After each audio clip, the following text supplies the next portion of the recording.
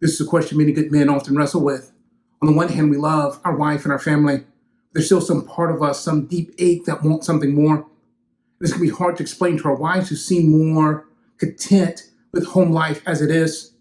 For them, work is simply a means to an end, meaning that it should always take back seat to our home life. And on one hand, I get this, that there is a priority and value in the home that cannot be replaced. At the same time, I believe God created us as men to work. All the way back in the garden, when God created Adam, he gave him a task to work and keep the garden even before giving him Eve and even before the fall, before sin entered into the picture. And so there's something about work that's written deep in the masculine soul. And when sin entered the picture, it didn't erase this original glory, though it did distort it. For some men, they're now more prone to become workaholics. And for them, work has now become an idol, even to the neglect of their family. So I've seen many men, whether this in the corporate world or even in ministry, who pour so much of their time and effort and energy into their work that they neglect their family, that their family quietly crumbles behind the scenes. And this is not how it should be. At the other extreme are those men who now become passive.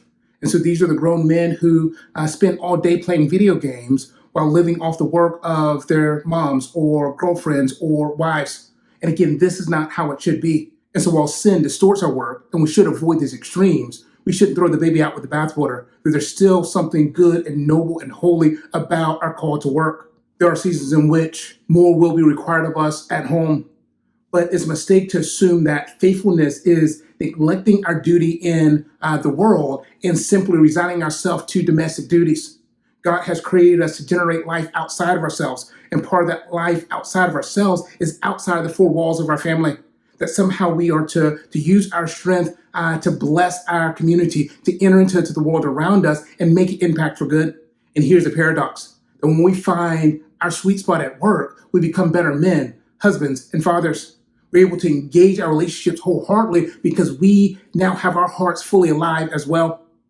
And we're also able to teach our family that life does not revolve around them, that part of our duty is to use unique talents, gifts, and abilities that God has given us to love our neighbors.